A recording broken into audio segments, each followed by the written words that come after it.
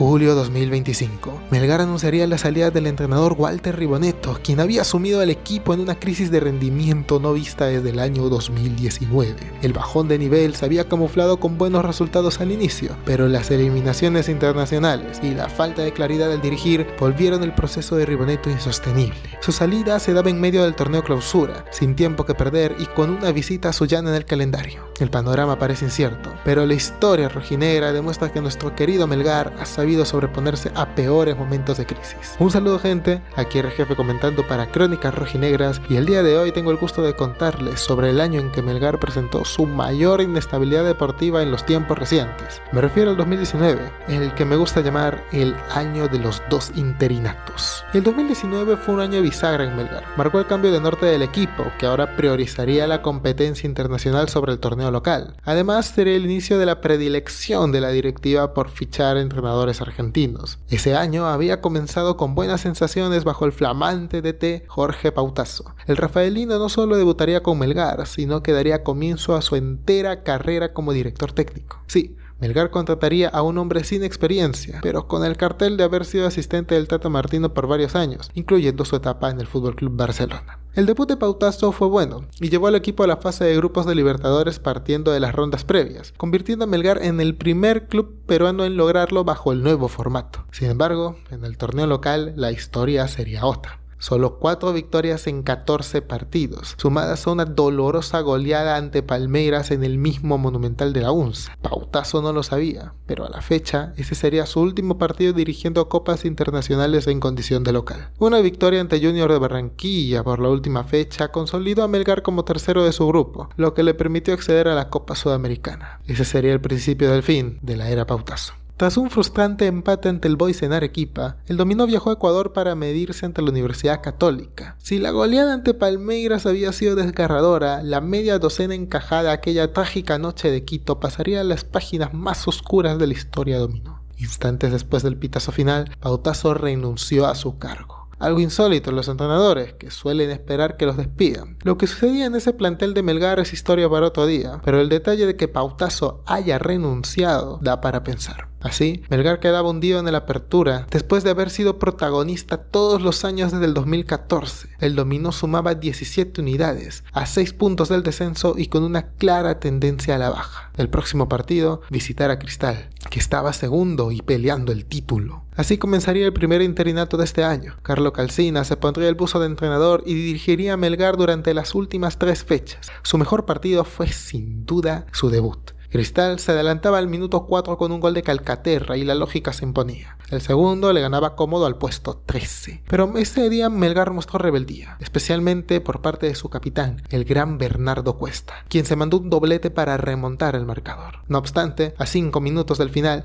Canchita González igualaba el marcador con un golazo de Chalaca. Era innegable que el punto en Lima era valiosísimo, considerando la delicada situación del equipo, pero nuestro Capi no se conformó, y en el último suspiro, tras una pelota parada, peinó el balón para sentenciar el 2-3 definitivo. Contra todos los pronósticos, el peor Melgar del quinquenio se llevó los 3 puntos de Lima. Los otros 2 partidos de Calcina no fueron tan memorables. Perdió 1-2 en Arequipa ante una Vallejo en buen momento, pero logró cortarle el invicto de 9 partidos a una sorprendente Academia Cantolao, tras una categórica goleada por 5-1 en el primer puerto. Melgar acabó en la casilla 11 con 23 puntos y pese a ello, el año no estaba perdido. Todavía quedaban el torneo clausura y la renovada Copa Bicentenario. Para afrontar estos desafíos, la dirigencia contrató a Diego Osella, un entrenador con 13 años de experiencia en Argentina y Chile, con algunos éxitos importantes en los ascensos de ambos países. Sin embargo, su rendimiento en primera división no era el deseado. Ese mismo año, Osella había descendido a Belgrano a la primera B. A ese hombre estaba trayendo Melgar. Su paso por la Copa Bicentenario fue corto. Superó el grupo conformado por Binacional, el vigente ganador de la Apertura, Alianza Lima, que había recontratado a Pablo Bengochea,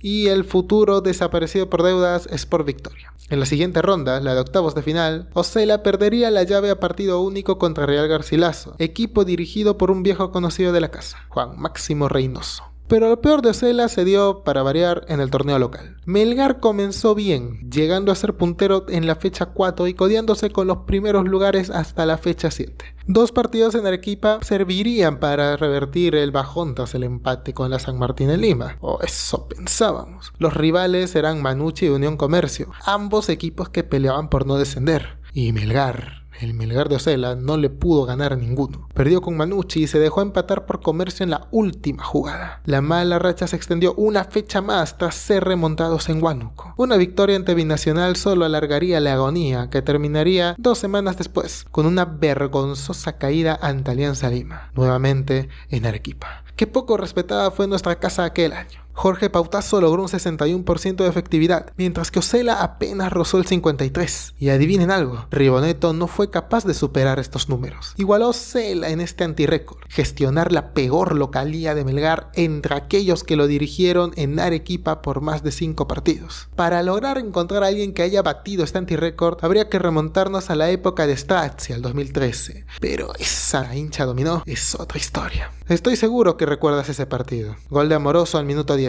Diego Osela abrazando a Leonco en el estadio. Segundo tiempo. Gol de Cuesta tras error de Galese. Celebra el estadio, explota la unza. Melgar domina las acciones a placer. Hasta que, pasada la hora del encuentro, un polémico penal es concedido a Alianza Lima. Federico Rodríguez, el favorito del tanque, descontaría. A partir de ahí, la defensa de Melgar se desmorona. Quevedo marcaría el empate solo 4 minutos después, tras un córner en el que se perdieron las marcas de manera vergonzosa. Yosinho Re pondría el tercero tras una contra que definió de manera espectacular. Tras la caída, el club comunicaría horas después la destitución de Diego Osela y la tarde siguiente anunciaría el debut de Marco Valencia como entrenador. De esta manera, el segundo interinato estaba en marcha. Nuevamente, tocaba una visita complicada, el Callao contra el Boys, un Boys que estaba luchando por no descender. La inexperiencia de Marco Valencia se notó en sus primeros 2 partidos. Cuando asumió el cargo, Melgar ya no miraba la tabla del clausura, sino la del acumulado, rezando por la ilusión de clasificarse a un torneo internacional, para así intentar maquillar el desastre que había sido esa campaña. El dominó estaba apenas un punto de la zona de Sudamericana, y yo creo que algo de mística debió tener Marco ahí, porque los rivales directos de Melgar casi no sumaron puntos en esas últimas fechas, y esto lo favoreció enormemente, porque sus primeros 2 partidos fueron derrotas. Primero, fuimos víctimas de una exhibición de fútbol obra de Raymond Manco en el Miguel Grau, perdiendo por 4-2 ante el Boys, y sentenciando a su vez el descenso del Pirata Fútbol Club.